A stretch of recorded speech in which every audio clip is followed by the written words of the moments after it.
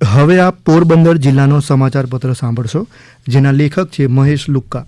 પોરબંદર જિલ્લામાં ગત થોડા દિવસથી ઉનાળાએ રૌદ્ર સ્વરૂપ દેખાડવાનું શરૂ કરી દીધું છે. ભારે ગરમીના કારણે લોકોમાં બીમારીનું પ્રમાણ પણ વધુ જોવા મળી રહ્યું છે. જોકે તાજેતરમાં હવામાન વિભાગ દ્વારા પોરબંદર સહિત કચ્છ, બનાસકાંઠા, અમરેલી, ભાવનગર, વડોદરા, રાજકોટ સહિતના જિલ્લાઓમાં હળવાથી મધ્યમ વરસાદ થવાની શક્યતા વ્યક્ત કરવામાં આવી હતી. તેના કારણે ગઈકાલે જિલ્લામાં પવન ફૂંકાતા ગરમીમાં રાહત થઈ છે.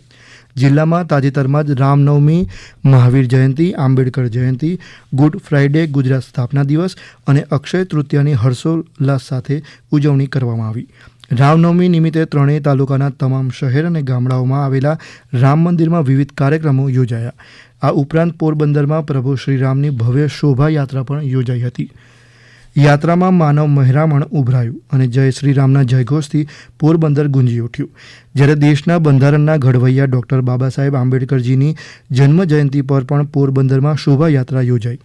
જ્યારે ગુડ ફ્રાઇડે અને રાજ્યના ગૌરવ દિવસ ગુજરાત સ્થાપના દિવસની પણ આનંદપૂર્વક ઉજવણી કરવામાં આવી.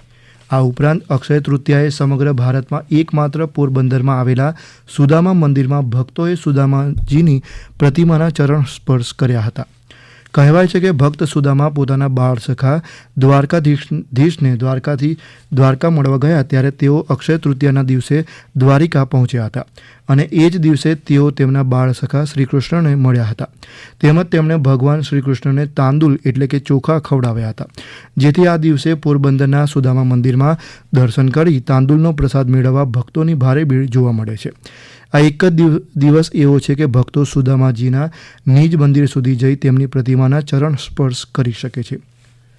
પોરબંદર મહાનગરપાલિકાની હદ વિસ્તારમાં રહેતા લોકોને જણાવાયું છે કે પોરબંદરને સ્લમ ફ્રી સિટી બનાવવા અભિયાન હાથ ધરાયું છે.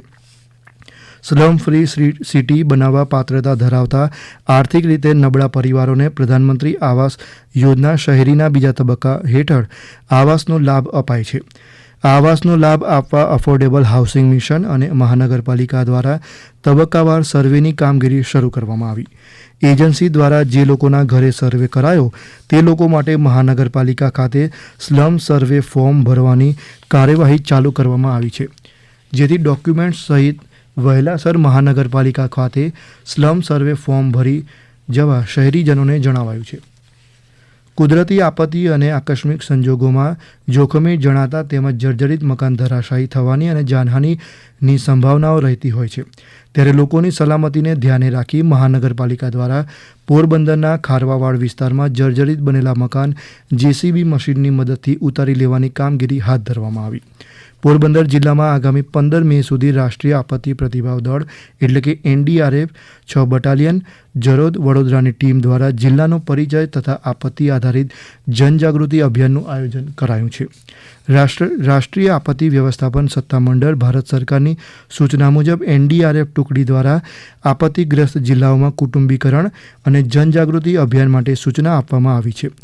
NDRF ટીમ દ્વારા પોરબંદરના નીચાણવાળા અને પૂરગ્રસ્ત વિસ્તાર, મોટા બંધ, ટનલ, મહત્વની સંસ્થાઓ અને મોટા અકસ્માતના જોખમી એકમની મુલાકાત અને સંબંધિત માહિતી એકત્રિત કરવા તથા આપત્તિને રોકવા પ્રજાજનો વગેરેને માહિતી અને તાલીમ આપવાના ભાગરૂપે પોરબંદર જિલ્લા ખાતે આગામી 15 મે સુધી આ અભિયાન યોજાશે.